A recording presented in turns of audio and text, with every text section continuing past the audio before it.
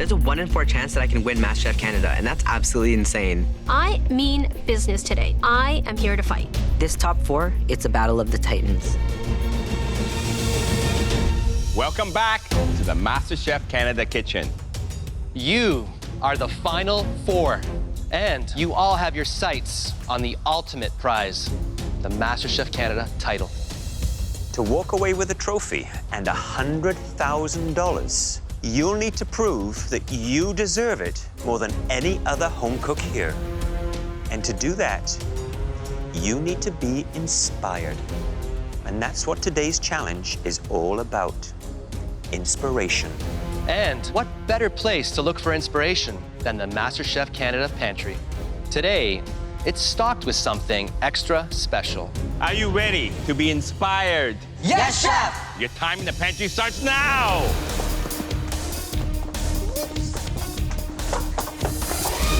What? Okay. Okay.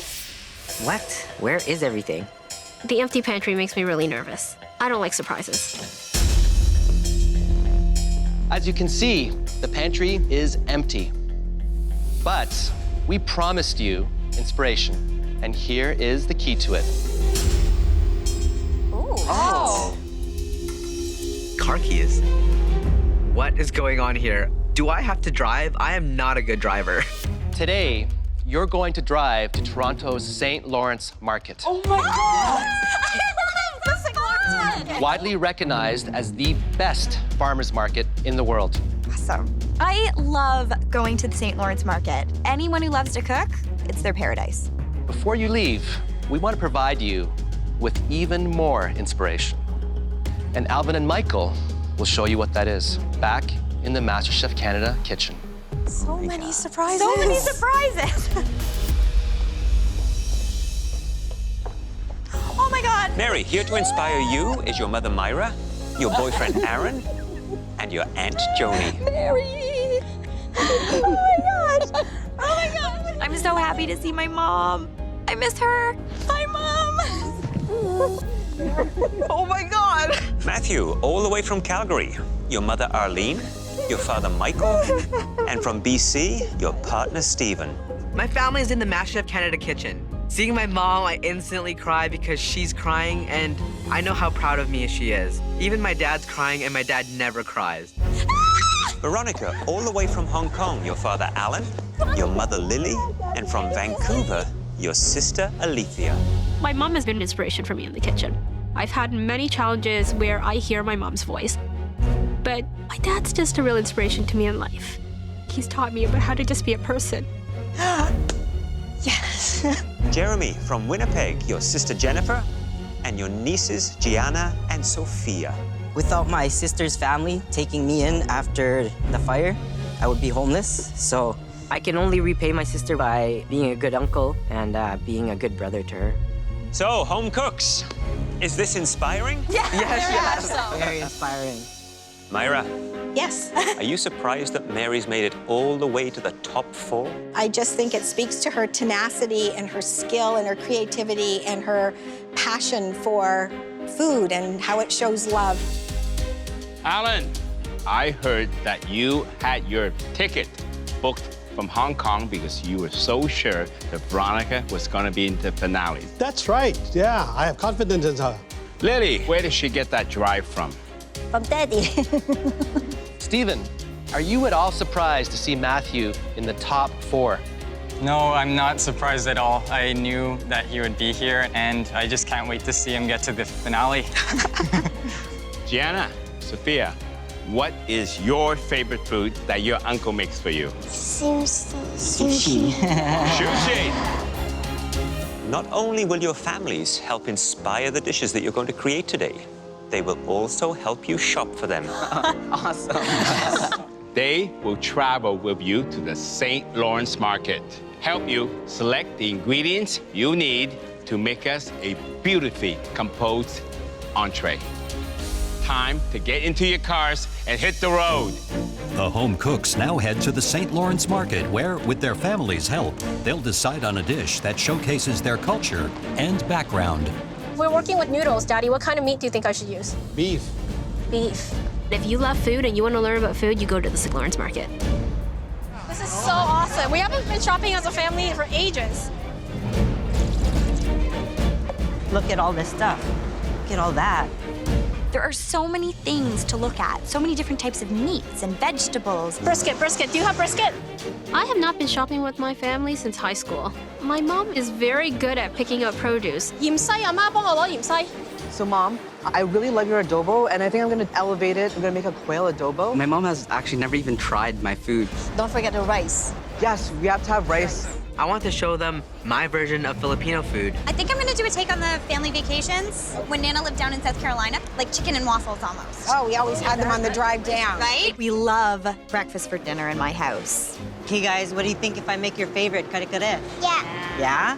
Kare-kare is an oxtail stewed in peanut butter with Chinese eggplant and bok choy. We need ginger, we need hot chilies. I need lemon. Kale. Lemon's back there, go! My boyfriend Aaron has lost a little bit of weight. He's literally been eating carrots since I've been gone. I think we got everything we need, guys. Yay! Thanks for your help! I love cooking for my nieces. I definitely needed this morale boost. I'm gonna use it to get to the end. Welcome back, families, and welcome back, home cooks. You will now have just 60 minutes to compose one beautifully presented plate. And the home cook who impresses us the most will automatically advance to the top 3. Are you ready to show us and your family what you can do? Yes, Chef! Your 60 minutes starts now! Let's go,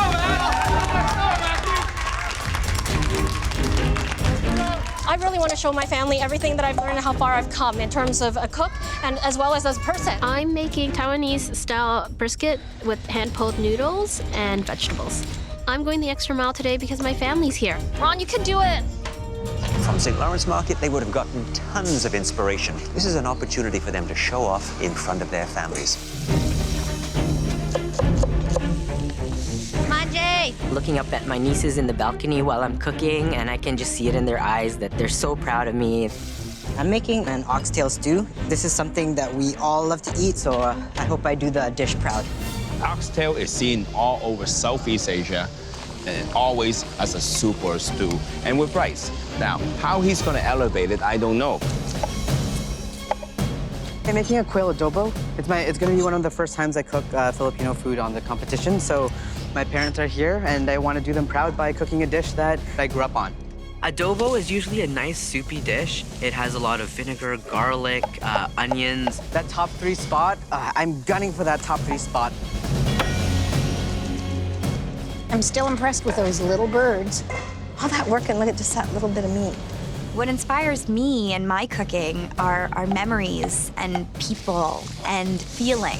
I always cook from my heart. Oh yeah, bacon. Oh, I forgot about the bacon. This is so our family. Mary! Hi! Go through the whole dish with me. I'm really excited to listen. I am making my take on chicken and waffles. I'm gonna do quail and sweet potato cornmeal waffle. It reminds me of my family vacations when I was young. Well, tell me, how long have you been with your boyfriend? 6, 7 years. You know what they say, way to a man's Through heart. his stomach. That's right. Oh, it smells so good. Baby birds. Quail is a delicious gamey poultry. Very similar to chicken, but it's very, very delicate and very easy to overcook. Good thing we have pressure cookers in this kitchen, because without a pressure cooker, you would never be able to achieve the oxtail or the brisket in 60 minutes. 25 minutes. You have 25 minutes left. My dad is very worried about the brisket. He thinks brisket is a bad idea. It takes a very long time to cook. So I really want to check on it. Oh no, Veronica pulled her brisket out and it's still raw in the middle. It's completely raw. It's got to go back into the pressure cooker. Has to. Put it back in and let it go and hope it works. Hi there, Matthew. Hi there, Chef. This is the first time you've made a Filipino-based dish for us in this competition. This is about showing you guys our progression, and this is something I grew up on. Arlene, how do you think it's looking from up there? It's looking great, actually, and I'm so happy. That's fantastic. It's smelling delicious from down here. I'm hungry. Well, good luck with that. Great, thank you, Matthew. Chef. It'll be beautiful, Chef.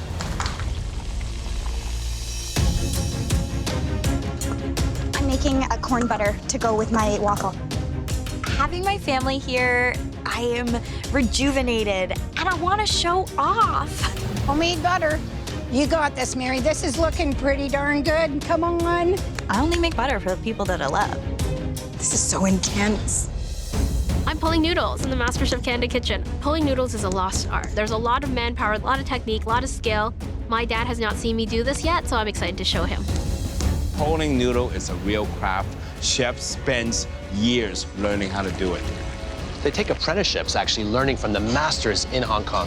Top 3's on the line. I would never take this kind of risk normally in such an important cook, but today I'm doing it. Really excited because we've been promised 2 elevated Filipino dish. You got this, Matthew. Let's represent, buddy. The moment of truth coming up for Jeremy. He's about to open up his pressure cooker and find out if his oxtail is cooked. It's soft. Jeremy just took a jar of peanut butter and dumped it into his oxtail. Peanut butter is used all over the world for sweet and savory. Ooh, they look good. 5 minutes, you have 5 minutes left, 5 minutes. Oh, Veronica is opening up her pressure cooker, so I hope her beef is cooked. My brisket is cooked, but it is tough. 1 minute, you have 1 minute left. Feeling really good right now. It's just all a matter about getting it on the plate. 10, 9, 8, 7, 6, 5, 4, 3, 2, 1. Hands up!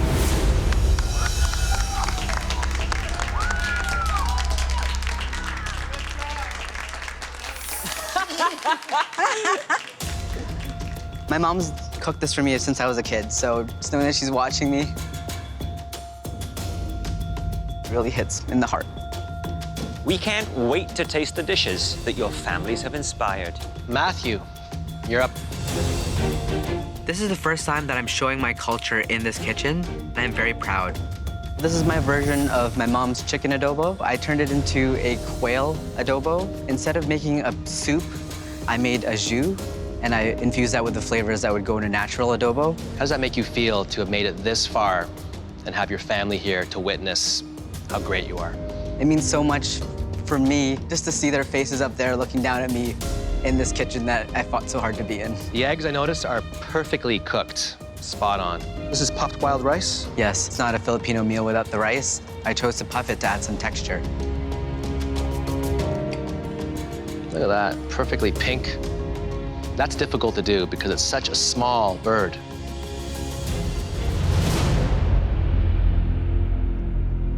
You might have single-handedly redefined Filipino cuisine in this dish. Wow. You might be onto something. Hey there, Matthew. Hi, Chef.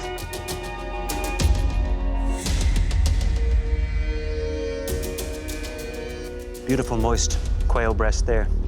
Nicely seasoned. Complex. Lots of great little flavors going on. A touch of heat. Just super savory and wonderful to look at. After tasting this dish tonight, I really get a sense that you're thinking like a chef and cooking like a chef. Thank you, Chef. Wow. This has been the best critique I've ever had so far in the competition. I want my family to see me win. Mary, can you please bring up your dish? Walking past my family with my dish, I feel more pressure than in any other cook so far. I made cornmeal sweet potato waffles with seared quail breast, and underneath is just a bed of creamed spinach. It's reminiscent of chicken and waffle, but a little fancier.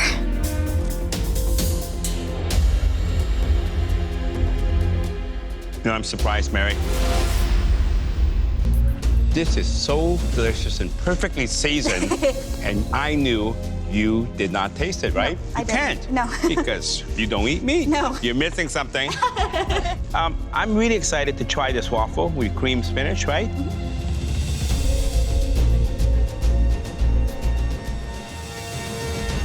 Wow! All the flavors, texture comes together.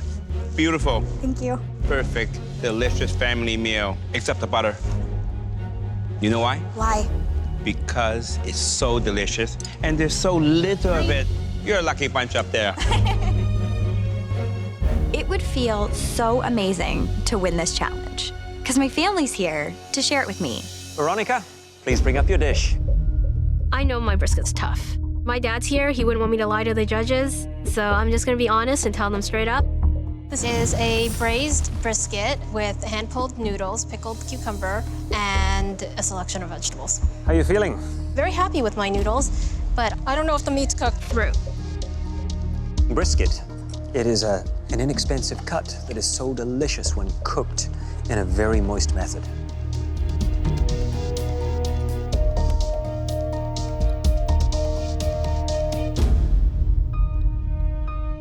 Beef brisket is a little on the underdone side. Possibly another 10 or 15 minutes, and it would have hit the sweet spot. But the flavors, rich, homey, big, bold flavor to it. Absolutely wonderful. Now the noodle, hand-pulled.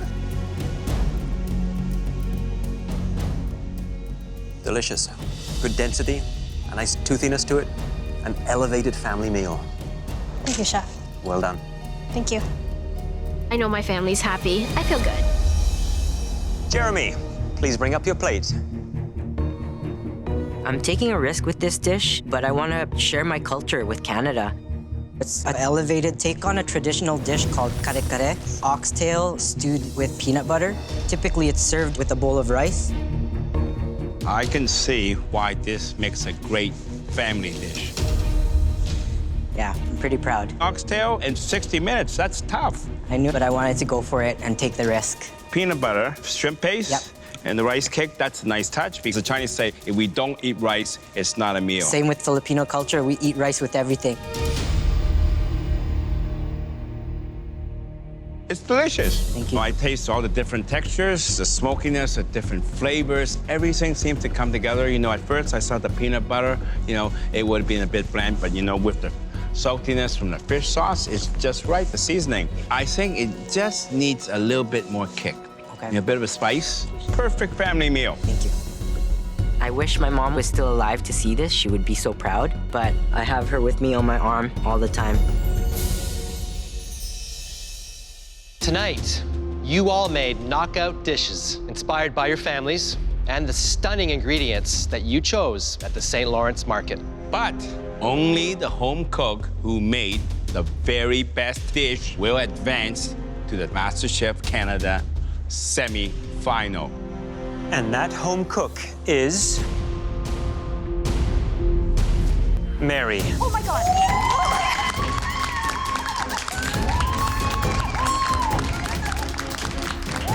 Congratulations, Mary. You have just advanced into the top 3 of MasterChef Canada.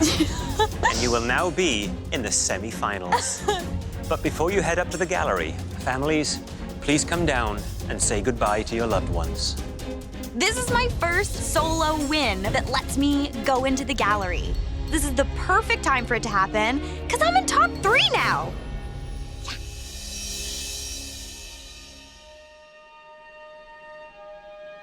We know each one of you is dying to be up there in the gallery. And that's why you have to nail this next pressure test. The ingredient that will determine your fate in this challenge is a delicious saltwater treat. Fresh Atlantic sea scallops, hand-picked off the ocean floor by divers. Have any of you ever opened a fresh scallop? I have. I was a fishmonger, so I have taken a scallop out of the shell, but I've only done it a couple of times. I have not worked with fresh sea scallops before. I live in the prairies. They are hard to come by. I know all the techniques about cooking a scallop. I know nothing about opening a scallop. Tonight, you will have to make 3 mouth-watering scallop dishes. Oh boy. We want you to replicate them perfectly. The first dish is a stunning scallop crudo. Crudo is Italian for raw. This sophisticated dish features thinly sliced raw scallops in a citrus dressing. The second dish, beautiful pan-seared scallops with the pea and mint puree and passion fruit coulis. Mastering this dish requires perfect temperature control. Too much heat will destroy the scallop's silky texture. The third and final dish is an elegant French classic, coquille Saint-Jacques. This dish relies upon several irresistible layers. First, a bed of mushrooms, then the scallops, delicately poached with white wine and herbs, then finished with a mashed potato rim. On these 3 plates, we probably have anywhere between 12 to 15 techniques. That's a lot of technique even for me. Please head back to your stations. You have everything you need to perfectly replicate these 3 beautiful dishes, including 7 fresh Atlantic sea scallops. You'll need every single one of them, so make sure you remove them from the shell perfectly. You'll have only 60 minutes to make all 3 dishes. Making 3 scallop plates in an hour is insane. I am so happy I am up here. The 2 home cooks who do best in this pressure test will join Mary in the MasterChef Canada semi-finals. I really want to be in the top 3. I see Mary there. I have no problem battling her in the end, and I just need to get up there with her to do it. The remaining home cook will leave the MasterChef kitchen tonight. Are you ready? Yes, chef. Your 60 minutes starts now. This is one of the toughest challenges. 3 difficult dishes, all in 60 minutes. This is the most intense pressure test we've had yet. If I mess up just one thing today, I'm going home. I want to be top 3. I want to earn my spot in the semifinal, and I'm going to get there by staying focused. First of all, you've got to put on the things that are going to take the longest to cook. That would be the potatoes, followed by the peas to make the pea puree. I am so organized. This is the most organized I've ever been in the MasterChef Canada kitchen. This pressure test is all about time management, and Matthew can dawdle sometimes. Next, you want to look at opening the sea scallops. You want to do that with absolute precision. Look at Jeremy. He is opening up those scallops like he was a natural at it. Look at this, the speed and the precision. I have pretty good knife skills because I'm used to cutting sushi, so hopefully I'll be okay. Hey, chef. Jeremy, you flew through the scallops. They're perfect. Thank you, chef. But maybe you neglected the other ingredients that take a lot more time to cook than scallops. I know the potatoes will be good because I cut them really small. My peas are going, so I think I'm still okay on time. And I hope it pays off for you. Thank you, chef. Stay tight. I just noticed Veronica struggling with her first sea scallop. They only have 7 scallops, and they have to use every single one. So one mistake could be the end of their dreams. The key to opening a scallop is patience, and I'm not very patient. Find the hinge and push. Got it. I accidentally sliced through that first scallop. There's a good 1/4 inch attached to the shell. Fail. This is gonna be a problem. Veronica, how you doing? What happened here? I lost a bit that was stuck to the shell on the first one, but I'm gonna make sure that I stay really close to that wall from this point on. Practice with this. Look, watch. Clean strokes. That's the technique. Understood, chef. Okay? That's all I can do. Thank you. Come on. Clean stroke. Oh, so much better. Back on track. Those scallops took me a little bit longer than I would want, but I'm feeling much better. Everything seems to be coming together now, and I think I got this. 30 minutes. You have 30 minutes left. A true competitor is gonna go home today. I have to bring my A game or else I will be going home. Hi there, Matthew. So you're the last one to open and clean your sea scallops. Is that a part of your strategy? Yes, chef. I want to make sure that they're as fresh as I can to serve for you guys. Scallops are probably one of my favorite things to cook. I have to do them justice today. Which of these 3 dishes will you find the most challenging? Probably the Saint Jacques. I've never cooked it before. There's so much different flavor and technique in just that one dish. So I think I'm gonna have the most trouble with that one. Carry on, Matthew. Look forward to seeing the dishes. Thank you, chef. At this point in time, the home cook should really start slicing the scallops with the coquille Saint-Jacques. Time is running out, and I need to get the coquille Saint-Jacques in the oven. Then what I think they should be doing is taking a small pot, adding some beautiful fresh herbs to it with a white wine, and poaching those sea scallops to perfection, sautéing the mushrooms, making it like fluffy potato puree. producing a beautiful gratinate finish so it's golden brown on top and totally delicious. Next, there is the crudo, where it's all about adding delicate flavors without cooking the sea scallop. You have to use a super sharp knife and make sure every one of those slices count perfectly. Jeremy's doing a beautiful job slicing through those scallops for his crudo. And he looks so comfortable doing it, too. I'm feeling the pressure, but it's got me laser focused, and I'm going through these scallops like nobody's business. Veronica, on the other hand, looks like she's sawing through them. I don't want to see jagged edges. Right. The knife less drag. I try to just cut straight down, and I have smushed my scallop. Okay, I'm just gonna leave it. Next, you want to make the pea puree.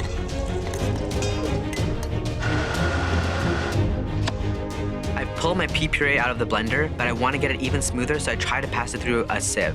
And it's not going through. So I'm just gonna have to leave it. No time. Just gonna get it in.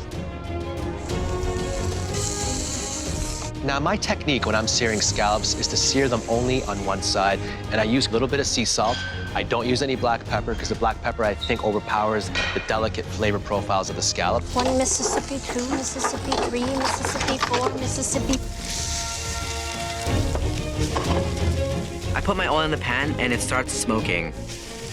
I'm running out of time, and I'm starting another pan for my scallops. 5 minutes, you have 5 minutes left. I want to see plating now. On that plate, I want to see a perfect replication.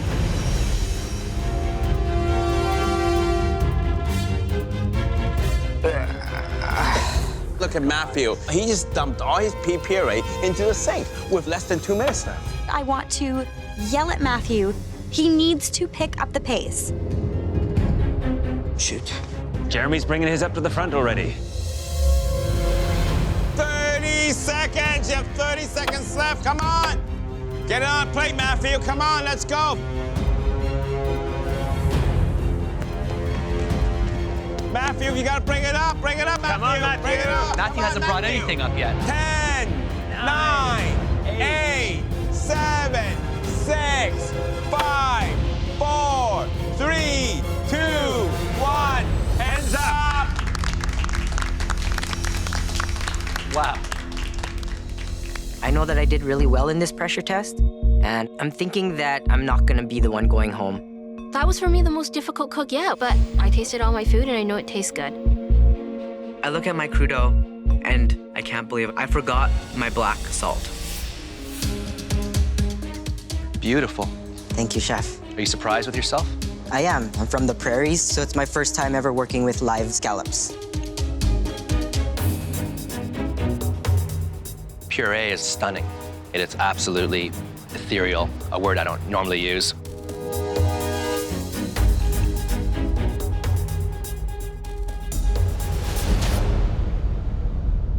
I wish this wasn't just a tasting and I could actually eat the whole plate because it's delicious. Thank you. You just nailed that. Yes. Hi, Jeremy. Chef Alvin. Well, I can tell you, this is beautifully sliced, nice and thin. You can see the shadow of the knife through that. Every single scallop is beautifully cut. You can see they're perfectly round. Good work there. Crudo. Everybody thinks this is simple, but it's like a tightrope. Nothing should overpower each other.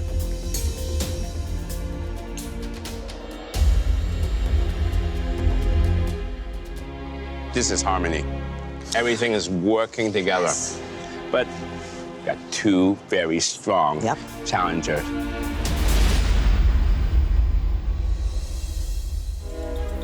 So the coquille Saint-Jacques. Have you ever had that dish in a restaurant? No, I've never even heard of it till today. You have a nice even gratin over the sea scallop and the sauce on the mushroom portion. A little darker on the potatoes might have helped the cause a touch.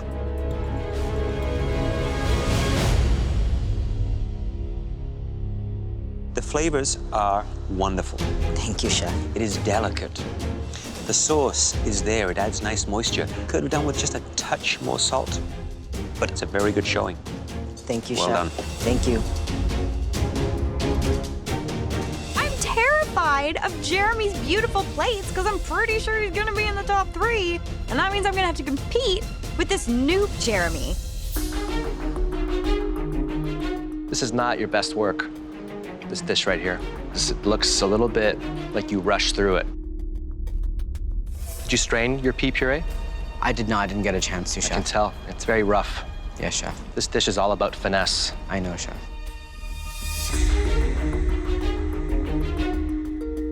It's under-seasoned. Yes, Chef. When you go to a restaurant and you have scallops, what will make you send the scallops back? An overcooked scallop, Chef. Do you think these scallops are overcooked? I'm not sure.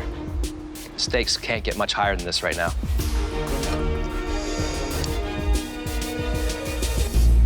Perfectly cooked. Oh my God.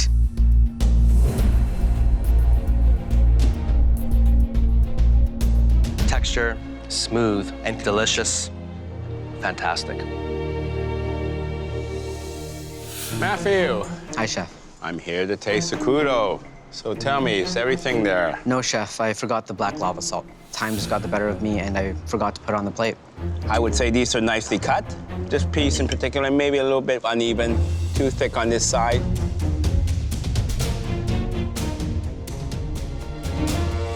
Well, it is under-seasoned, lacks that kick from the salt. It's a very, very crucial mistake at this stage of the game. I hope it doesn't cost you. Hi there, Matthew. Hi, Chef. Beautiful little gratin on top. Nice big chunks of sea scallop. I see the mushroom, a bit of the juicy sauce at the bottom.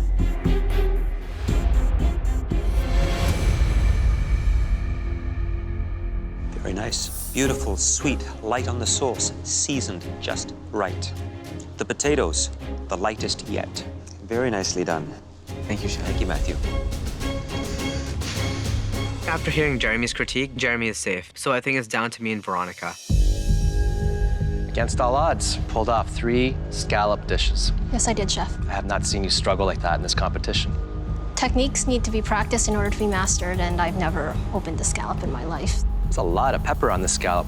I have been told that I under-season, and maybe I was a little bit more heavy-handed this time. It's about that balance, right? It is. Well, I'm gonna try this pea puree.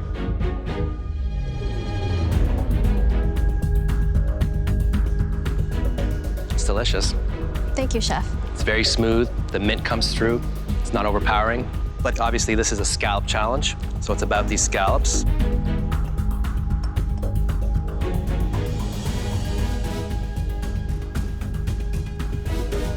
A lot of pepper, but where's the salt? You can barely taste it. Some really strong dishes here. I have no idea what's gonna happen right now. Thank you, Chef. Veronica, are you happy with this? My slice is not perfect, but I'm not unhappy with it. You have torn your scallop, you can see. Bits there.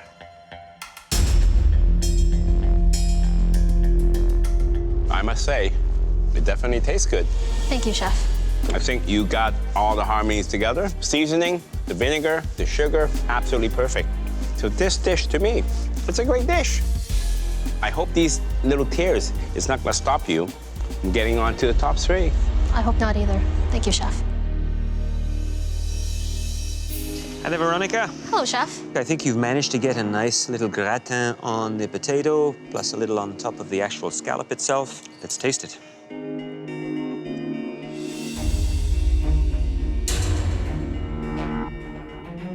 Taste of the sauce in the coquille Saint-Jacques, beautiful. Really nicely seasoned, cooked wonderfully well, and a generous amount of sauce in there. Where I feel this dish suffers is the volume of potato to the actual sea scallop itself. That balance issue has set it off kilter for me. Understood, Chef. For someone who's had to clean their own sea scallops for the first time, put out 3 replication dishes, it's amazing. Thank you, Chef. But not without a few flaws. Matthew had a pretty rough critique, so my fingers are crossed. I'm hoping I make it through. We've tasted all your scallop dishes, and now we need to take a few moments to discuss. They're not making it easy for us. This is gonna be very difficult. I might not have mastered the scallop technique, but my flavors were there. I deserve to be in top 3. It was down to those fine details, and it was about showcasing those beautiful sea scallops. I'm not sweating, I'm confident. I know that I did really well in this pressure test, and I'm not going home right now. But there was one who just missed the mark. Just slightly, though. I'm really nervous. I don't want to go home yet. I have so much more left to give, and I really want to get there. All right, let's go tell them.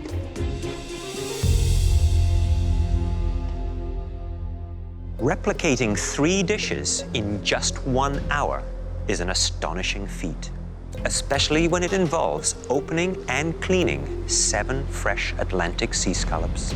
All of you impressed us, but one home cook absolutely crushed this challenge.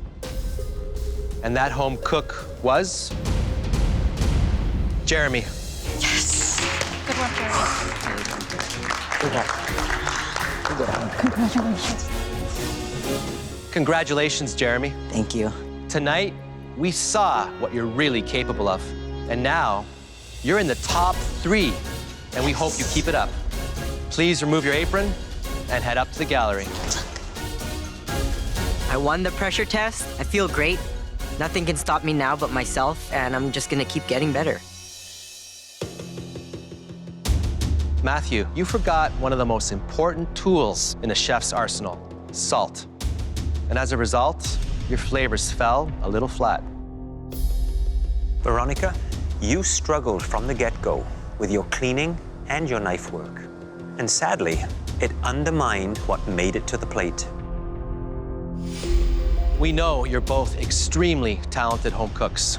You've proven it again and again.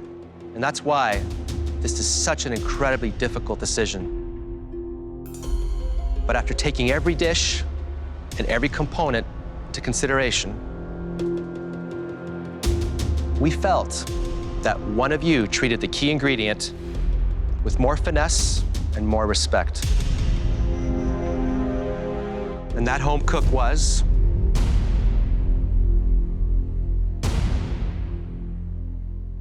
Matthew. Congratulations. You did so great. You're awesome. Matthew, you are now in the top 3. Remove your apron and head up to the gallery. Thank you, chefs. Being in the top 3 is absolutely huge, and I'm ready to take it all the way to the end.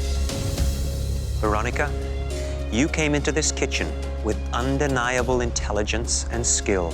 But during your time here, we saw you grow and start to cook with both your head and your heart. Your dream is to become a Michelin inspector, and no one here has any doubt that you'll make that happen. Please come up and say goodbye. Coming here, I have accomplished things that were beyond my wildest dreams. I made friends, I learned new things, and I showcased my culture, everything that I represent. The Japanese egg takes a high degree of skill. You did a great job. Thank you, Chef. I feel good about that. Extraordinary presentation, extraordinary technique. I can't find anything to fault on this. I'm so unfamiliar with happy tears, but I'm just so happy that I did everything I wanted to do here.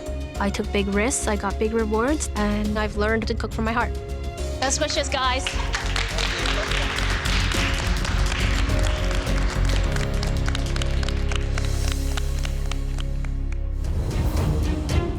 What is going on here? It's top 3, and I need to act like it is top 3. There is no room for error. I feel that I've found myself here, I've found my real passion, and being top 3 proves it to me. Winning this competition will give me the freedom to pursue my food dream of owning modern restaurants. I know that my passion is cooking. I love it. Mary, Matthew, and Jeremy, congratulations. Week after week, you have weathered some of the toughest challenges in MasterChef Canada history. And this next mystery box could bring you one giant step closer to the MasterChef Canada finale. Tonight, your inspiration will be the stunning ingredients under these 13 mystery boxes. Some of them are small, some of them are taller. I don't know what's in these mystery boxes. And here to present them are 13 of Canada's most influential chefs. From Buca, Rob Gentile. Oh my God. I see David Hawksworth, and he's a huge deal. He has probably the best restaurant in Vancouver. From Los Colibres, Ilia Herrera. Farzan Fala is here. I love his restaurant. This is so exciting. From Portia, Basilio Pesce. From Saturday Dinette, Suzanne Barr. From Pai, Nui Regula. This time last year, I was just chilling in Winnipeg. Now, Canada's most influential chefs are standing right in front of me. From Nota Bene, David Lee. From Charcut, Connie D'Souza. This is super intimidating. Wow. These 13 extraordinary chefs hail from all across the country. And so do the 13 ingredients that they're about to reveal.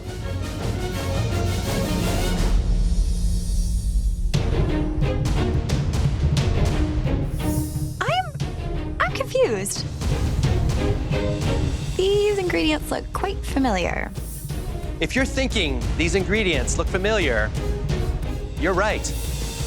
You cooked with them in your very first Mystery Box Challenge, celebrating Canada's 10 provinces and 3 territories. Since then, you have experienced an amazing culinary journey, and we want your dishes tonight to reflect how far you have come. Tonight, you will create 16 stunning entrees that will be served to us and our 13 distinguished guests. Wow. You will have just 90 minutes to plan, prep, and present your 16 plates. During service, our guest chefs will give us their feedback and help us decide the winning dish. The home cook who prepares the best dish will not just win this Mystery Box Challenge, they will advance directly into the MasterChef Canada finale. A spot in the finale is at stake, so I'm gonna fight for it. Game on. I have been up at the front with mystery box dishes before, but I've never won. The 2 remaining home cooks will go head-to-head in the most grueling pressure test yet. I don't wanna cook in the pressure test. I have to up my game and hit it out of the park. Are you ready to show us everything you've got? Yes, chef! Your 90 minutes starts now! Blueberries. Lots of maple. They have to do 16 individual plates, and every single one has to look exactly the same. Knowing that you have to cook for 13 talented chefs who you admire and respect, maybe even at their restaurants, that is an incredibly tough feat. Hey, don't forget the 3 MasterChef Canada judges. And we're pretty good too, you know. I'm pretty terrified and intimidated. Ouch. These are ingredients that they worked with in the beginning of this competition. So now we get to see the journey, how far they've evolved, where they started, and where they are now. I want to celebrate Canada with this dish. I'm making a butter-poached Arctic char with crispy chard skin, a carrot puree, pickled veg, and steamed clams. Matthew has been absolutely fascinating and inspirational to watch his journey from day 1 to where he is now. I remember my first mystery box. These ingredients may have been daunting, but now that I see them again, I can cook with all of them. I'm gonna make sure it's gonna be plated beautifully, and it's gonna taste really good too. This is redemption. I want to win this mystery box. It's good, everything's good. I'm making my take on fish and chips. I'm gonna use pickerel because it reminds me of my dad and going fishing with him when I was a kid. I'm channeling my dad today. The first time I cooked with these ingredients in the first mystery box, I made a really homey plate, but I didn't win. Today, I want to take a humble idea and elevate it to MasterChef Canada quality. Mary has gone with a pickerel. The amount of work it takes to clean, fillet, and make sure you get every single bone out, that is going to chew up a ton of the cooking time for Mary. Oh, yes. I'm definitely taking a risk.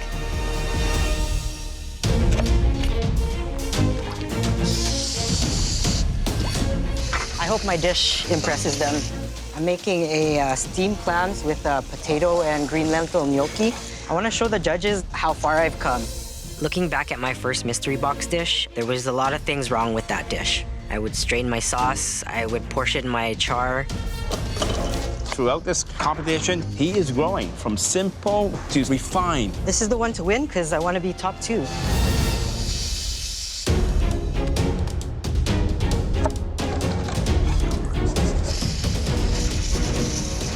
One common denominator among these three home cooks is that they never take the easy route. They always push themselves. Okay. Matthew. Hi, Chef. Top three. Top three. It's an amazing feeling, Chef. How does this dish show us your journey? I'm gonna show off all the techniques that I've learned. I'm gonna butter poach char. I've never had butter poached Arctic char before, so this will be a first time for me, and I'm sure it'll be a first time for a lot of the 13 chefs in there. Wow, no pressure, Chef. Yeah, they're expecting your very best. Yeah, Chef. And so are we. Thanks, Chef. I want to show off today. Yum. Butter poaching char? I've never heard that before. It's an extreme risk, but I love to take risks in this competition. Oh, gorgeous. Let's talk. 8, 9, 10, 11, 12, 13, 14, 15, 16. Hi there, Mary. Hi, Chef. So, trip down memory lane with these 13 ingredients. It is, definitely. So, how do you plan to cook the pickerel? So I'm doing a take on fish and chips. Fish and chips do not sound elevated and sophisticated, given the audience that you're cooking for today. I'm going to do a little light batter with some of the Pinot Grigio. I'm also doing a blueberry zucchini tomato ketchup. Wow. And instead of capers in my tartar sauce, I'm doing a pickled lentil. When you look at the plate, it won't seem like fish and chips. So I'll let you carry on and Thank look you. forward to trying your reinvented fish and chips. Perfect. Thank you so much, Thank you, Chef. Mary. Good luck. You have 40 minutes left. Jeremy, Hi, Chef. what are you making? I'm making a potato and green lentil gnocchi with steamed clams. Did you count your clams? I have not, but I know that I'm gonna have enough. What is your strategy in order to make this dish 16 times? I'm trying to work fast as possible so I can have as much time as I can to plate. I don't want to serve you guys and 13 other chefs something that looks ugly. Well, I don't think you will. Thank you, Chef. Okay. So Mary is stewing a dish. It is a take on fish and chips. Did I just hear you say fish and chips? That's exactly what I said. Fish and chips for 13 of the most influential chefs in the country. But she promises me this is going to be a fish and chips that has a twist like you've never seen before. Matthew has cut his Arctic char into very, very small pieces. And then he's gonna poach it in butter. When you poach small pieces of fish, it's very fragile. It can break apart. It can be overcooked. And I don't think it's a good idea. You know, Jeremy, his big issue is being able to take a concept of a dish and put it on a plate that will blow us away. Did you see how fast he got all those pots, got those clams, and now doing the potatoes? Certainly no shortage of energy there. Wouldn't be me if I wasn't sweating. You have 30 minutes left! Shit. You know, time management is important in this challenge. The pressure of doing 16 dishes is getting to me. It looks like Matthew's pan is really smoking heavily back there. My clams are burning. I have to get another set of clams on right away because I don't have that much time. Woo! Ouch. This is literally the tightest for time I've ever been in this competition. Mary is starting to feel the pressure, the stress. I need to get my fish on ASAP. Things are piling up for her. I just can't fry them all at the same time. They're all stuck. It's just stuck. The amount of work I have left to do seems literally impossible. I am literally falling apart, and I hate it. I really just want to sit down and give up. Everything's almost cooked, it's just the gnocchi. I'm not experienced with knowing how much ingredients it's gonna take to feed 16 people, so I'm really struggling with the portions. I'm basically just winging it.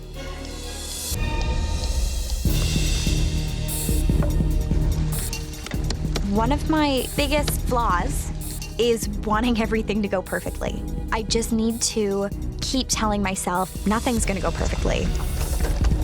And I just need to get these plates done. Yeah.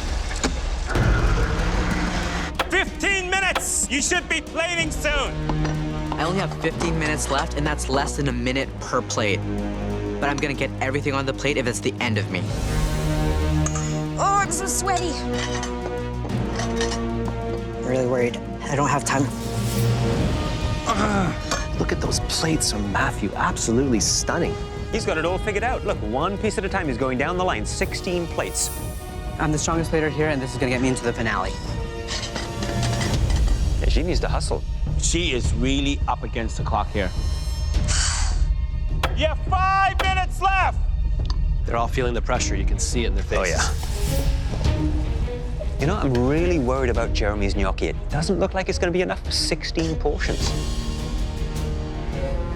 Not gonna have enough. Fuck. 1 minute. The server will be picking up the plates. There's something about Mary. Well, she won't give up. Look at Jeremy. The servers are ready to pick up Jeremy's plate, and he's not ready to go.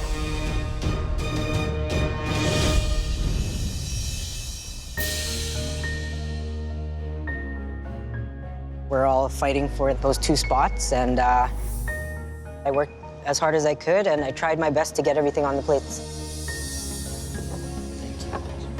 I was ready to give up, but I'm really happy with the fact that I got done. I want this. I really want this. I can't believe I just did that. It was so hard, but this is what I love to do, and I can't believe I got to serve all those amazing chefs. I want to be them someday, so it's a really big honor for me. Chefs, thank you for being here to help judge the talent of our top 3 home cooks. First up is Matthew. Matthew, please describe your dish. I made a butter poached Arctic char with pickled veg, carrot puree, and crispy char skin. Thank you. Thank you. And bon appetit, everyone. I tell you, beautiful presentation, nice use of space. This is one of his best presented dishes. Let me correct you. This is the best one he's presented. This looks beautiful. Beautiful little ribbons of zucchini. Nice to see he has a crispy char skin there, which will add a nice crunch to it. Yes. Elia, what are your thoughts on Matthew's dish, please?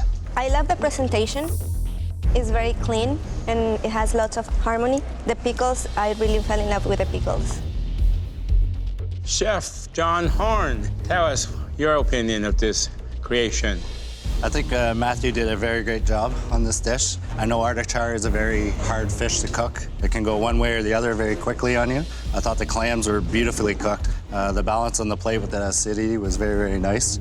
Marc-Olivier, could you share your thoughts with us on Matthew's dish? The sweetness of the fish is really good. I did think it was missing a bit of seasoning, and the fish was a little dry, but overall it's a pretty good dish. Matthew was inspired by having all of you great chefs in this room. He did a really wonderful job. Big, bright flavors. The presentation was very, very close to what you would see in a high-end restaurant. Next up is Mary. Mary, please describe your dish. I did my take on fish and chips. Underneath, I did a tartar sauce, and I did a tomato blueberry ketchup for you. Thank you very much, Mary. Thanks so much. Enjoy. You're excited for this one.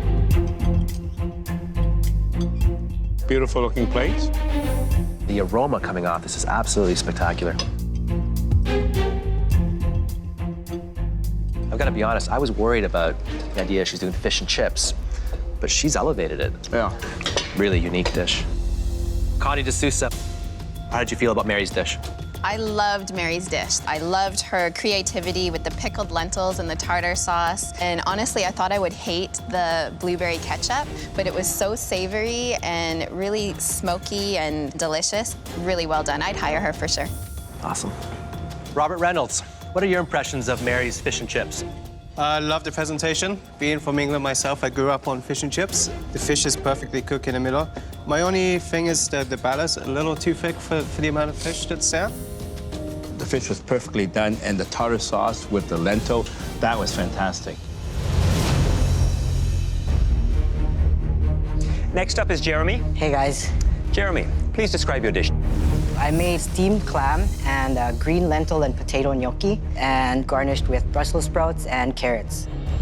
I apologize, some of you, there is no gnocchi on the plate.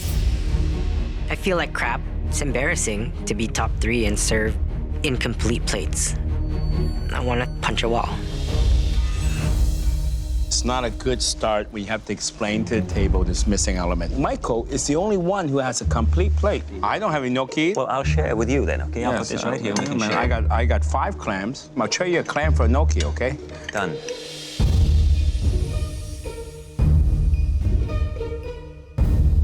These clams are perfectly cooked. Spectacular. I agree, the clams are cooked really nicely. Yeah, I mean, it's gorgeous. All right, look at that. Yeah. Chef Rob, you're the Italian restaurant owner. Chef. So what do you think of the gnocchi? Well, I think Jeremy definitely made a solid effort here with this dish. The clams are cooked perfectly. The seasoning is bang on, but the gnocchi element didn't tie in. It was a solid effort, but you know, just not quite perfect at the end. I actually think he's taken the concept of a dish that is very difficult to present and been able to elevate it. So I thought he did an amazing job. David Hawksworth, what are your thoughts on Jeremy's dish? Jeremy had the right idea. You know, this is a pretty intimidating table here, but I think a little too ambitious with that gnocchi. Jeff Hopgood, were you surprised by the abilities that these home cooks possess? I am surprised, and my hat's off to all of them. This is a big challenge, and they all succeeded in their own way. Chefs, I can't begin to thank you enough for your assistance and helping us come up with what is going to be a tough decision. The stakes are sky high. Who is going straight to the finale?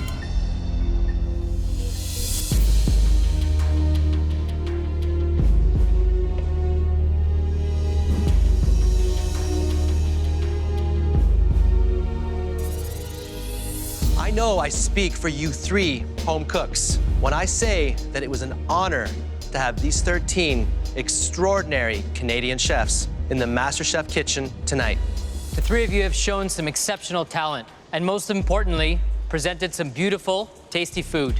On behalf of all of us here today, congratulations on an excellent job. Thank you. Chefs, thank you very much for inspiring our home cooks and helping us make a very difficult decision.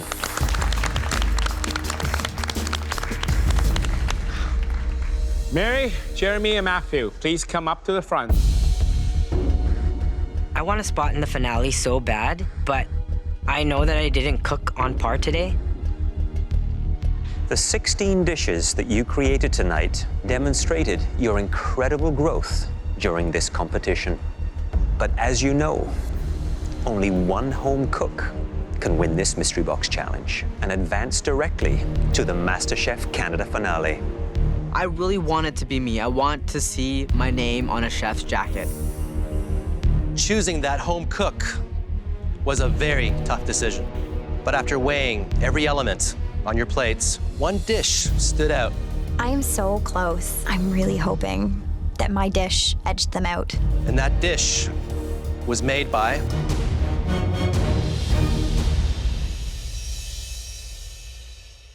Mary. Oh my gosh. Oh my gosh, thank you so much. Ah! Mary, please come up and get your chef jacket. Oh my gosh, I have a white jacket! I think I'm dreaming, but I don't want to wake up because it's the best thing ever. Congratulations. Thank you so much. Amazing job. Thank you. Well done. Thank you so much. Mary, congratulations, an amazing job. Thank you so much, Chef. Please head on up to the gallery. Thank you so much. Thank you. Thank you. Good job, Mary. After everything that has happened, all of the blood and sweat and burns and tears, putting on that jacket just felt right. Good luck, guys. Thanks, Mary. Thank you. Matthew and Jeremy, you will now go head-to-head in the most high-stakes pressure test you'll have ever faced. It will determine whether you join Mary in the finale or leave the MasterChef Canada kitchen tonight. Please put on these black aprons. The finale means everything to me, so I do not want to falter in the last hurdle. It's crazy to say, but I actually love the pressure tests because every time I put on that black apron, I win. The three dishes we're about to show you have three things in common. Each one is extremely difficult, each one is citrus infused, and each one could potentially pave or block your path to the MasterChef Canada finale. The first is a beautiful white chocolate ganache with cake croutons. Each element, the ganache, the ice cream, and the caramelized white chocolate, involves a difficult, complex technique. Next up, a refreshing lime choux with a crunchy coconut sablé. It's filled with lime mousse, lime meringue, and a sweet avocado puree. The third and final dish, a matcha green tea tart filled with a yuzu and lemon curd, topped with meringue, sesame snaps, finger limes, and gold leaf.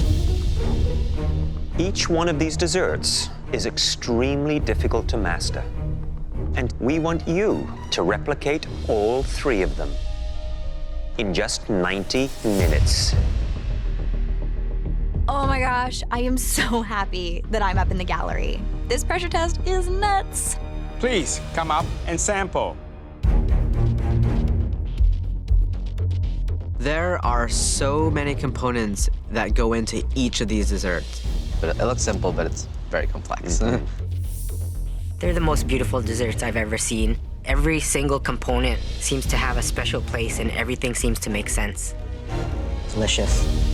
Please go to your stations. Good luck, man.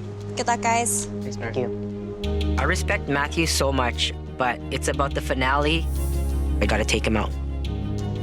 Jeremy is going home. There's nothing gonna stop me from getting my spot in the finale.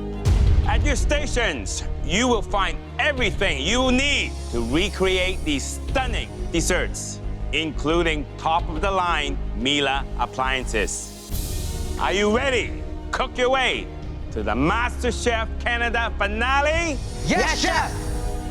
Your 90 minutes starts now! Go, guys! It's 25 components that has to be baked, cooled, cooked. I certainly would not like to do this in 90 minutes. I think a professional pastry chef would struggle to do this. I'm gonna be working super intense today, as fast as I can, and just get everything on the go. I wanna compete against Mary so bad in the finale. I'm pretty good at replications, so I think I got this one. I want that chef code so badly. My food dream is right here, and it's right in front of me, and now I have to prove myself. I'm gonna cook like my life depends on it. Jeremy knows how much I want this, so Jeremy should watch out.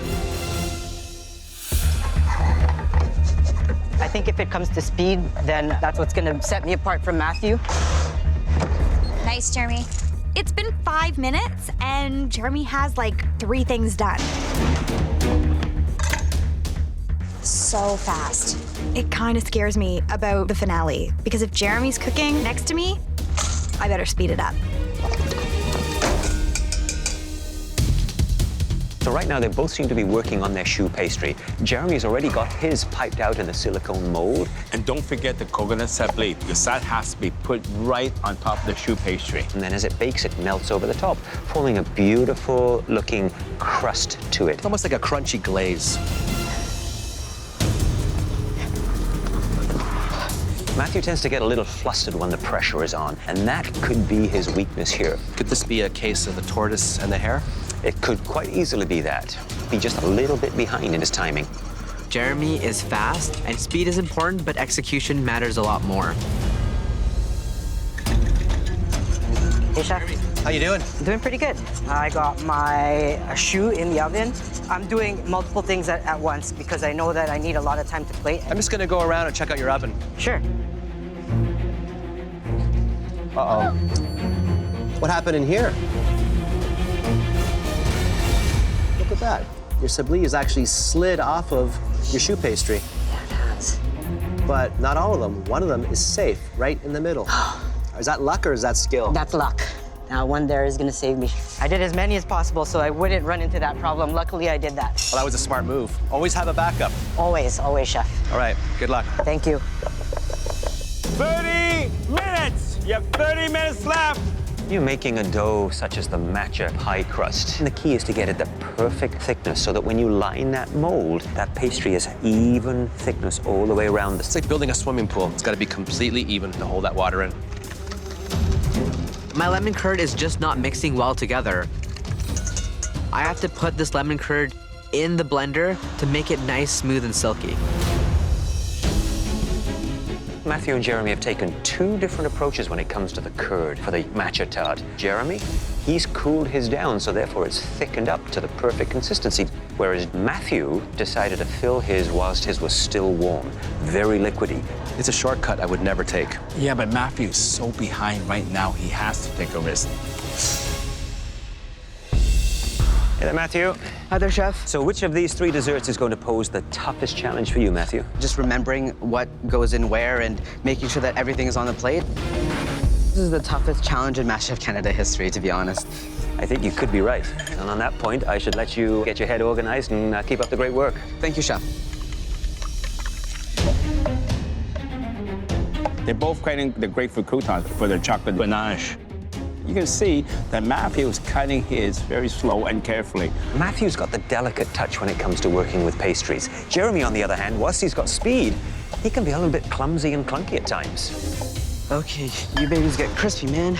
Get crispy. Now he's piping his lime mousse filling into the choux pastry. There will be a moment of truth when we cut into that choux pastry, because the middle needs to be fully packed with that wonderful mousse. Lime zest. I'm not sure if I have enough lime in the mousse. I just don't know. 5 minutes left. Matthew started plating his first dessert. I don't think Jeremy has started plating anything yet. What else do I need? The only time I'm gonna slow down is when I need to gather my thoughts for plating. This pressure test is all about details. The margin of error is 0. I got all my components done. Now it just has to look good. Tarragon, cilantro. Matthew is actually pulling ahead. This is a classic tortoise and hare. Geez, Matthew. Matthew's plating from the beginning has been just ridiculously out of everyone's league. It's so amazing to have watched, but it's also terrifying. Ooh. 1 minute, you have 1 minute left. This is unbelievable. They look so beautiful. It's do or die. It's either me or Jeremy goes home and I don't want to go home. This pressure on me is making me cook at my best right now. 10, 9, 8, 7, 6, 5, 4, 3, 2, 1. Hands up! Too, man. Oh. Time up, hands up. I feel a breath of fresh air, and I'm super proud of what I did. Looks just like the photos in my head, and I think I got this. Jeremy's plating is nice, but I think mine has a little bit more finesse. Hey, Jeremy. Hi, Chef. And you were hustling out there, man. I was hustling. I wanted to have lots of time to make sure every single component was on every dish. I'm going to be tasting the white chocolate ganache. Okay, Chef. I think it looks like it's sitting off to one side of the plate and just a little bit irregular in terms of the original.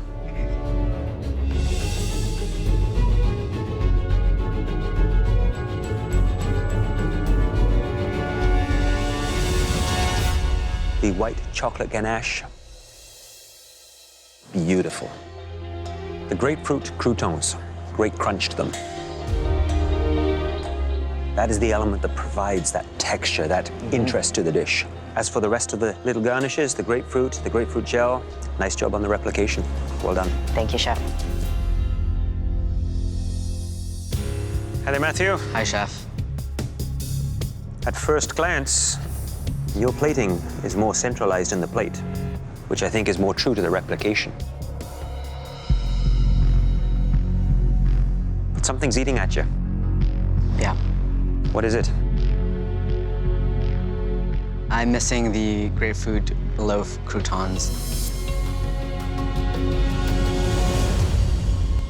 What happened? It was on the other side of my station, and I left it off, and I feel for you.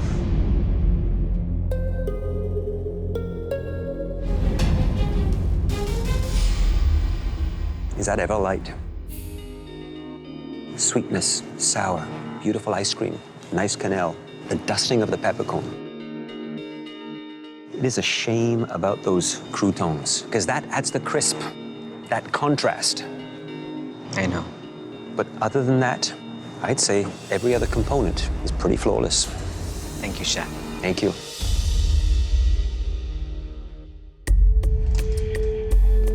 Hi, chef. So this is the lime choux with the crunchy coconut sablé. Looks pretty from the outside, but there's something inside that is really, really important. I'm expecting to see the choux pastry full of that wonderful mousse.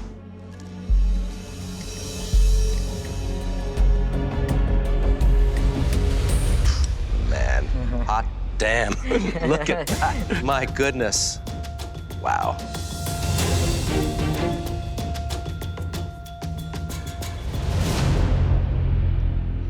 What happened to the lime flavor?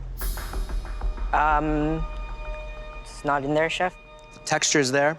I love that liquid center, but it doesn't have that kick of lime that I want. What happened? Maybe I should have added a bit more.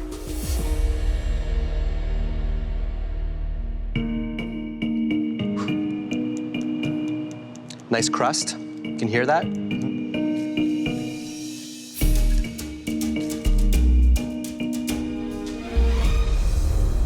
Wow, look at that. It's filled. It's definitely filled. That is perfection. I just want to devour that. But it has to deliver also on that lime flavor.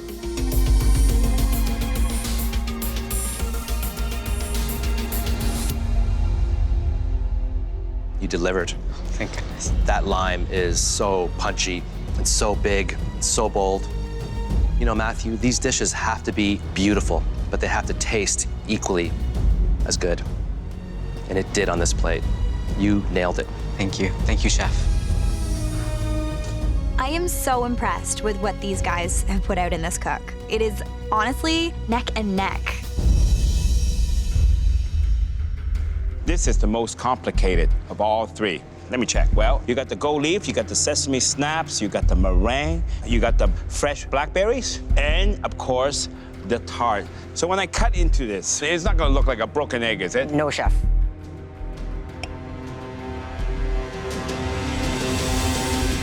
It's a little bit runny. A little bit runny. But not bad.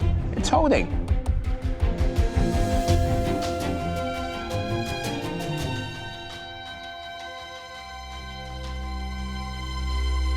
I tell you, beautiful replication, perfect balance of tart and sweet. Crispy on the outside, soft in the middle. Nice. That's exactly what I was looking for. Well done. Thank you. Matthew. Hi, chef. Let me check. You got the finger lime, you got the meringue, you have the gold flakes, you have the fresh blackberries, and you have the sesame snaps, the matcha tart, of course. So when I cut this, should it hold? It should hold. Well, let me check.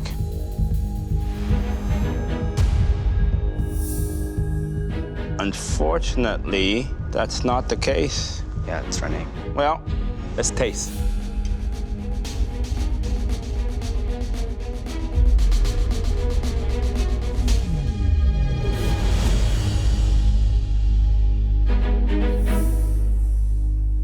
It tastes good.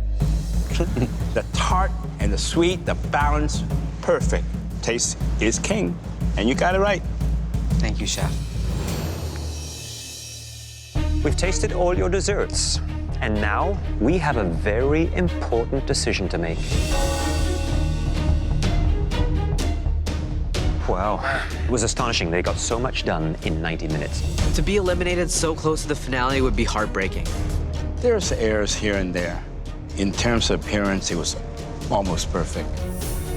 I'm so close to changing my life. I'm not ready to go home. Not yet. It's come down to the finest detail. Matthew and Jeremy, you are both extremely gifted home cooks. And tonight, you both proved that by recreating 3 stunningly difficult desserts. However, only one of you can advance to the MasterChef Canada finale. To make that decision, we had to take into account accuracy of your replications, the beauty of your plating, and most important, the taste of your desserts. It was not easy. But one of you had a slight edge when it came to presentation and flavor. The home cook that made the best desserts and would face off against Mary in the MasterChef Canada finale is...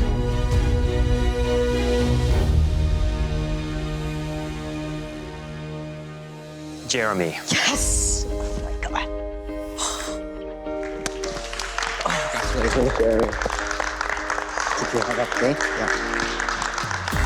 I can't believe it. I just beat out a really tough competitor, and it's super surreal. I'm top 2. Come on up and get your chef's coat. It's been a long road, but I earned this. I earned this chef's jacket. How does it feel? Feels good, chef. Now, please join Mary up in the gallery. Good job, Jeremy.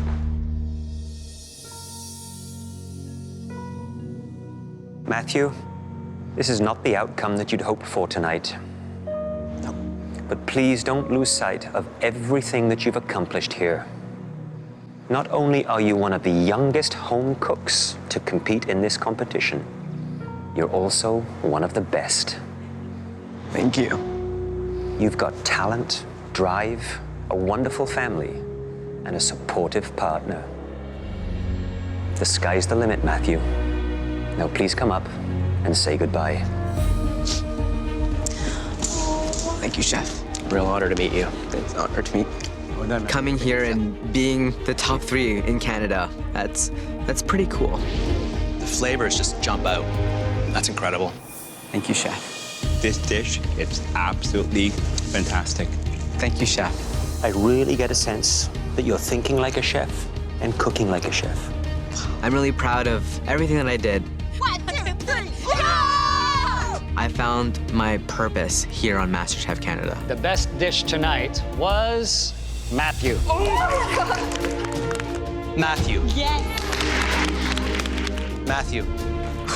Oh my God. Taking off my apron feels like saying goodbye to the dreams, but I know this is just the beginning and I can't wait to see where I go.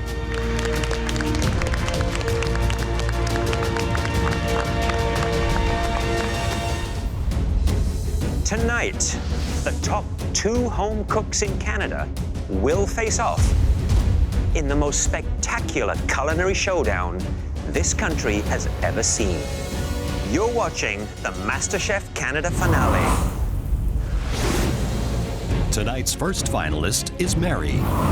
Right out of the gate, she proved she was one to watch. I am so excited today, and I need to win. Mary. Mary. Mary. Oh my God. Oh my God. She impressed the judges with her fresh take on tradition.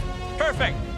It is absolutely delicious. Oh my God. You're cooking with the mind of a chef. Mary, you did it again. Thank you so much. Her Achilles heel was her perfectionism You could say that I'm a bit of a control freak sometimes. and the anxiety it caused her. Shoot. Oops. Woo. Here we go. Fire. Breathe, Mary, breathe. Twice, she landed in the bottom 2. Mary, it's time to take off your apron and head up to the gallery. Oh my God. Good job. But her positivity never wavered. You're doing amazing. And her sweetness She's just the best person I've ever met. coexists with an iron will. I'm gonna cook my friggin' heart out today. She started cooking after a tragic accident. My dad died, and my mom and brother were both seriously injured. Mary's been cooking for me and the whole family since she was about 8 years old. I've always kind of done the right and responsible things. Now, this young insurance broker is cooking to change her life. My dream is to own a catering company and to make food my life. And she plans to make MasterChef Canada history. I am going to be Canada's first Lady Master Chef. The only thing that stands in Mary's way is Jeremy, an ambitious 34-year-old from Manitoba. My food dream is to be at the top of the Winnipeg food scene. I learned to make sushi by myself. I taught myself. He started cooking to honor his mother. My mom, I lost her to cancer. I have her tattooed on my arm. I know that she would be proud watching me here today. He immediately impressed the judges. Your dish was a knockout. And by tapping into his Filipino roots, I want to share my culture with Canada. he created a string of impressive dishes. It's called sizzling sisig. This is Filipino soul food. His dishes had flavor, but lacked refinement. That's like using filet mignon in a stew. And that made him easy to overlook. I don't mind being underestimated because I'm ready to blindside everyone else in this competition. And he did, with his ability to learn and grow. Jeremy. Jeremy. Yes. Jeremy. It's delicious. Thank you, Chef. Perfect family meal. This dish is the best looking I've seen in this competition. Thank you, Chef. And as his skill grew, so did his confidence. I've trained in Muay Thai. I'm a fighter, and I'm also a fighter in the kitchen. Now, he's set to prove that he's nobody's underdog. I'm not scared. I'm never scared. I got this. It's on.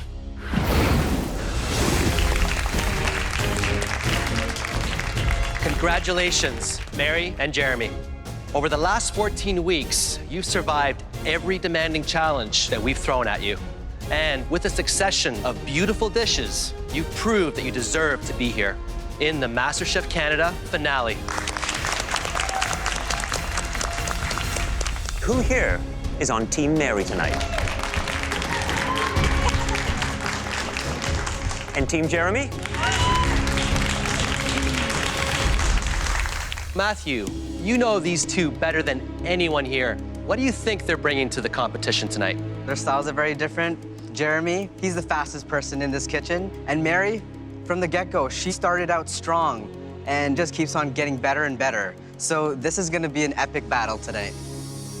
Dr. Sean, in the golden pants, are you surprised to see these two going for gold tonight? I'm not surprised at all. I know that we are in for one hell of a show today. I cannot wait. You've both sacrificed a great deal to be here tonight. You've left your loved ones back home to pursue your dreams.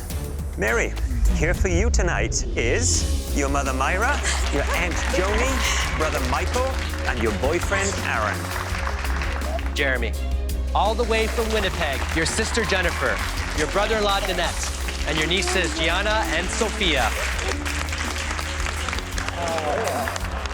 Jennifer, Jeremy learned to cook while your mother was sick as a way to keep her memory alive. How would she feel seeing what Jeremy has achieved here? She would be beyond proud. Very, very proud. Having my family here is just gonna boost my morale. Who would have thought I would make it to the end, and now I just gotta win. Myra, Mary has drawn on great memories of her father here. How do you think he'd feel to see what she's accomplished in this kitchen? I have no doubt that he is with us. And I know he is just as proud as I am. He's beaming. My dad thought I would do something great. And I finally feel like I've done that. It's really nice. Families, thank you for coming. But now, it's time to get cooking. So please, head up to the gallery. And tonight, we want to see a gorgeous 3-course restaurant quality meal that demonstrates everything you've learned and leaves no doubt in anyone's mind that you deserve to be Canada's next MasterChef. You face off in 3 cooking rounds. First, the appetizers, then the entree, and finally, dessert. After each round, you will present a flawless plate to each of us in the banquet room, where we will taste and judge your dishes. You will now have 10 minutes in the pantry to get everything you need to make the most important 3-course meal of your lives.